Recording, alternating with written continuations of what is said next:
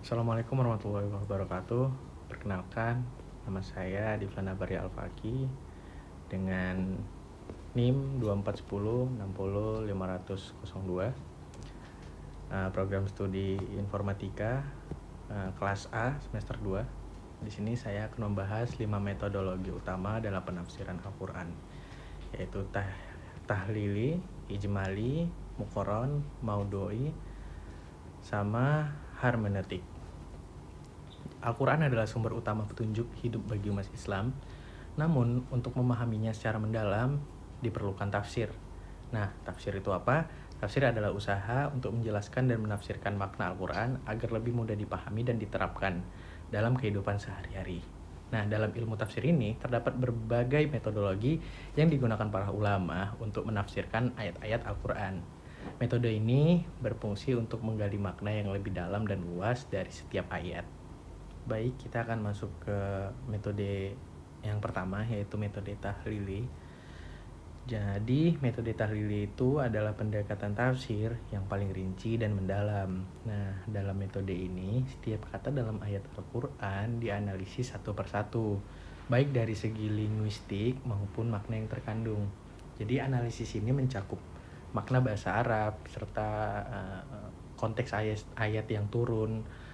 Jadi tahlil itu bertujuan untuk mengungkap makna yang lebih mendalam dari setiap kata dan kalimat dalam ayat tersebut gitu.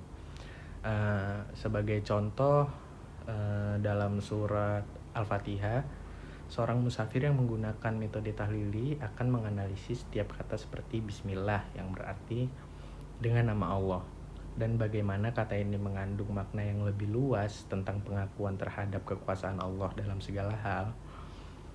Jadi metode ini berguna untuk mendapatkan pemahaman yang sangat mendalam terhadap ayat-ayat Al-Quran, tapi membutuhkan pemahaman bahasa Arab yang kuat dan lebih banyak waktu dalam proses penafsirannya. Itu tadi metode yang pertama. Kemudian kita masuk ke metode yang kedua, yaitu metode ijmali. Nah, metode ijmali itu apa sih? Metode ijmali lebih sederhana dibandingkan dengan tahlili yang tadi. Nah, dalam metode ini tafsirnya tidak terlalu mendalami kata per kata, melainkan berfokus pada makna keseluruhan dari ayat atau surah. Jadi, ijmali memberikan gambaran umum yang memudahkan umat Islam untuk memahami inti pesan yang terkandung dalam ayat tersebut. Sebagai contoh, surat Al-Ikhlas adalah salah satu yang sering dianalisis dengan metode ini. Fokus utama dari surah ini adalah tauhid, yaitu keyakinan terhadap keesaan Allah.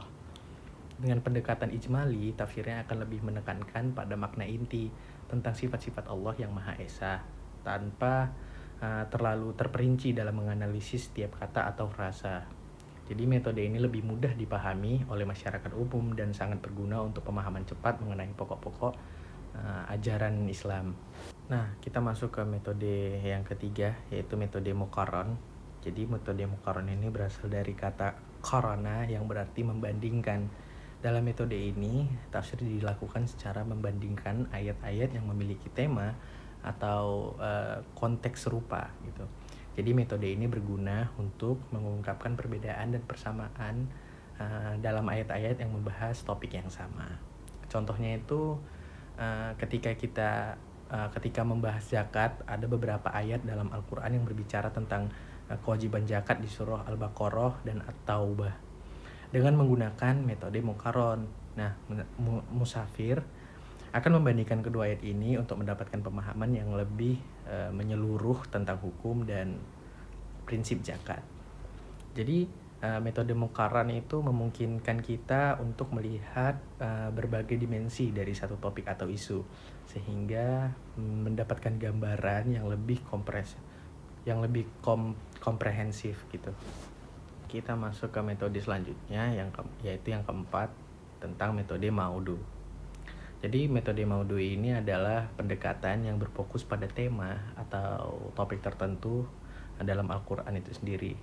Nah, jadi dalam metode ini musafir akan mengumpulkan ayat-ayat yang berbicara tentang tema yang sama, seperti tema tentang keadilan, terus tema tentang jihad atau hak-hak perempuan, lalu menafsirkannya secara komprehensif seperti itu. Nah, misalnya ketika membahas jihad, ayat-ayat tentang jihad di berbagai surah akan dikumpulkan dan dibandingkan untuk memberikan pemahaman yang lebih holistik. Jadi pendekatan ini sangat berguna untuk memahami konsep-konsep penting dalam Islam secara lebih menyeluruh. Baik, itu tadi adalah pembahasan kita tentang metode yang keempat. Sekarang kita masuk ke metode yang terakhir, yaitu metode hermeneutik. Jadi apa sih metode hermeneutik itu? Metode hermeneutik itu sendiri adalah pendekatan yang lebih modern yang melibatkan konteks sosial dan historis pada turunnya Al-Quran. Jadi dalam metode hermeneutik ini, pemahaman terhadap ayat-ayat Al-Quran dipengaruhi oleh konteks zaman dan kondisi sosial masyarakat pada waktu itu. Jadi hermeneutik itu berfokus pada upaya memahami makna Al-Quran dalam konteks kekinian dan relevansinya dengan isu-isu kontemporer. Jadi kayak contoh penerapan hermeneutik bisa kita lihat dalam penafsiran ayat-ayat yang berkaitan dengan hak-hak perempuan. Jadi dalam konteks sejarah, beberapa ayat mungkin ditafsirkan dengan cara yang berbeda dibandingkan dengan penafsiran di zaman yang sekarang ini, di mana hak-hak perempuan itu semakin mendapat perhatian lebih. Jadi seperti itu. Nah, mungkin itu pembahasan kita. Jadi kesimpulannya dari kelima metode tafsir yang telah kita bahas ini, yaitu yang pertama tadi tahlili, yang kedua ijmali, yang ketiga muqarron, yang keempat maudu, dan yang terakhir tadi hermeneutik, memiliki pendekatan dan tujuan yang berbeda dalam menafsirkan Al-Quran. Jadi setiap metode memiliki kontribusinya itu sendiri dalam memperkaya pemahaman kita tentang ayat-ayat yang ada di dalam Al-Quran. Dengan memahami metode-metode ini, kita dapat memperdalam pemahaman kita tentang pesan-pesan yang terkandung dalam Al-Quran dan menerapkannya dalam kehidupan kita sehari-hari. Jadi dengan menggunakan berbagai pendekatan ini, kita dapat memperoleh gambaran yang lebih lengkap banget dan mendalam tentang wahyu Allah, yang tentunya akan memperkaya hidup kita sebagai umat Islam. Semoga penjelasan saya ini dapat membantu teman-teman semua dalam memahami berbagai metodologi dalam tafsir Al-Quran. Terima kasih telah menyaksikan video ini. Saya Diflana Barya Al-Faqih, izin pamit. Assalamualaikum warahmatullahi wabarakatuh.